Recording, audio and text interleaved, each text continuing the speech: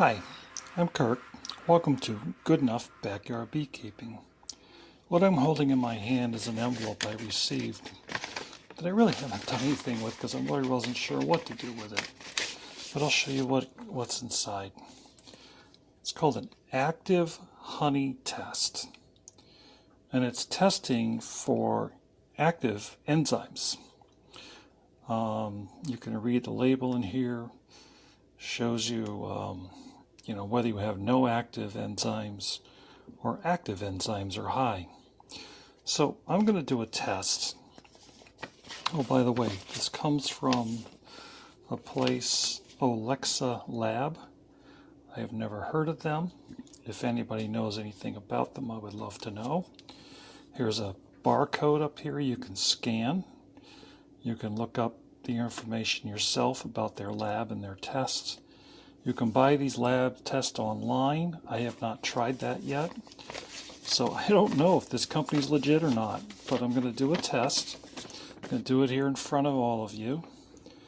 And these are the directions how you use this.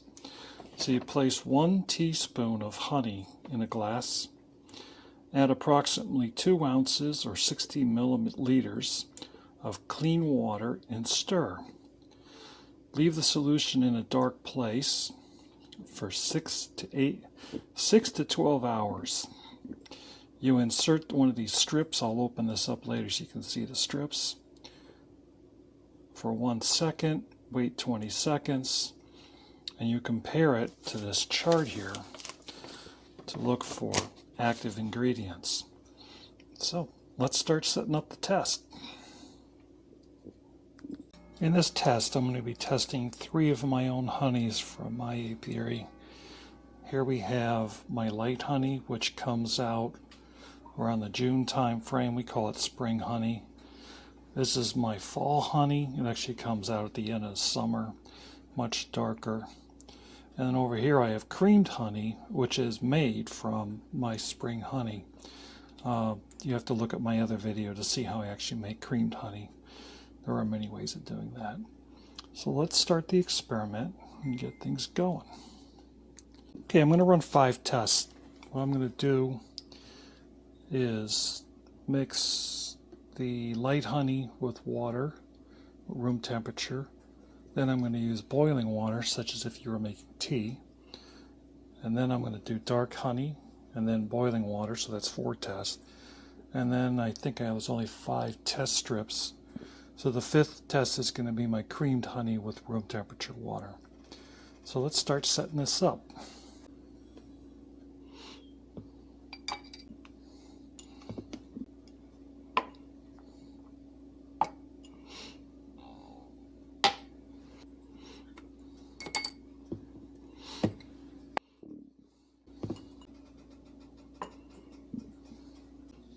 Look at that creamed honey, that's good stuff.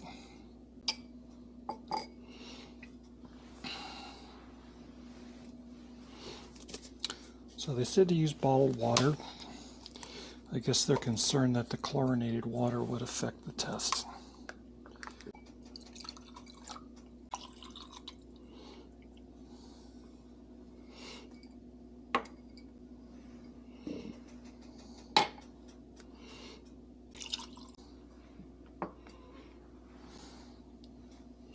Since I'm going to be using boiling water, I'm not going to put it in that little cup. I'm just going to go directly in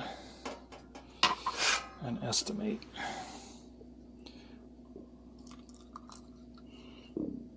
Just like pouring tea.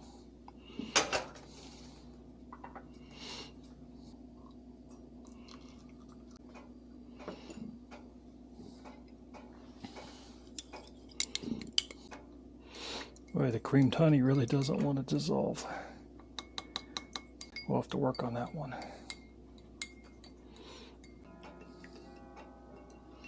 Hot water dissolves it right away, it looks like.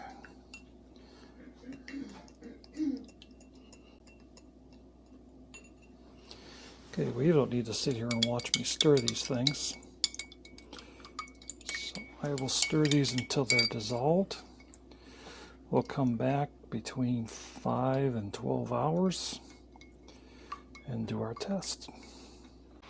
Alright, we're back. It's been about 7 hours. The honey's been dissolved. So I guess the directions say that you dip these strips for about a second and then let them set for about 20 seconds.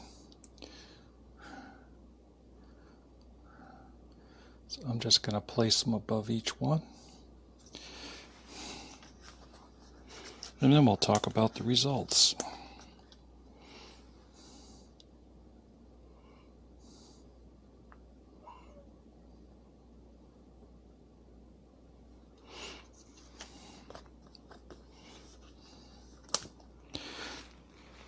So I did not buy this. This was sent to me by Alexa Lab, I guess. I checked on their website, tried to understand who and what they were, and didn't really find a lot out there. I noticed the YouTube site, Beekeeping Made Simple.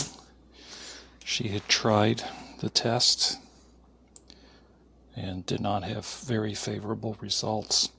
So what these are measuring is active enzymes, I believe.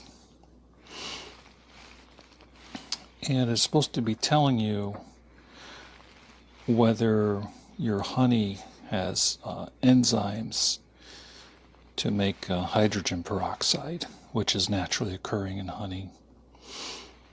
So the interesting result that I'm seeing already is that my fall honey that I use room temperature water appears to be having the most reactive test.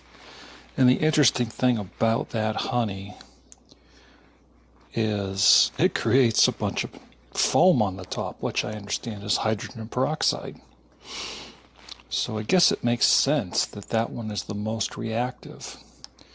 My spring honey, very clear. I get almost no foam off of that. I pretty much get no foam.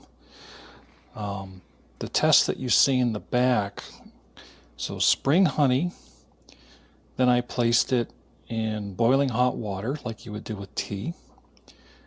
And I don't see a big result between those two difference. This is creamed honey that uses this honey. Not a big difference, it looks like. And I'll get closer up here so we can see what's going on. But the big one is my fall honey, and that does show signs of hydrogen peroxide. So now let's compare it with the chart. So you barely, it's, a little bit showing there, but not high. That's the spring honey. And then it shouldn't get any better when you add water or get it hot. So let's compare those two side by side. So spring honey, tap water. You can see though, putting it in boiling water does degrade the enzymes. So that might be a little startling to tea drinkers that like putting honey in there. So now, let's look at creamed honey. That's about the same as spring honey, and it's really the same. Oh, look, there is a little difference. So the creamed honey is slightly degraded from the... Now, there's no heat in the process that I use. I do not heat my creamed honey.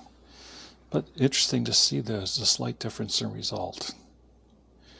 Now let's look at this one's a bit darker, but not by a lot.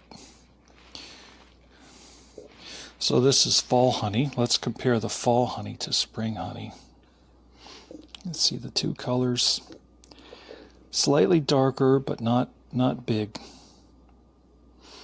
Now the other thing is, this is spring honey of last year, so that would be 2024. It is now 2025, so almost a year old. This is fall honey of 2024. And then we'll just show you the difference when you do put it in boiling water. So you do degrade the properties of your honey when you heat it. The question is how much do you heat it? So I'd love to hear your comments, and if anybody knows more about this this company, looks Alexa Lab. I'm probably butchering that. Here's their barcode. I think I showed you earlier. And let's hear the comments. Let's see what people think about this. Now, if you go look on their website, it does say that you can obtain free kits. You gotta look in there, because if you look and you just ordered, I think it's close to $15, maybe $20, and they're going to charge you for posting. I didn't send away for any of these yet. I don't know. This is not an overwhelming test to me, but it did show at least a difference between when you heated the honey, that it did degrade it. Now the question is how much is your honey getting degraded during processing? But heat is not a friend of honey. So, well, thanks for watching. Like and subscribe, like I usually say. And I hope this was useful to you. Talk to you later.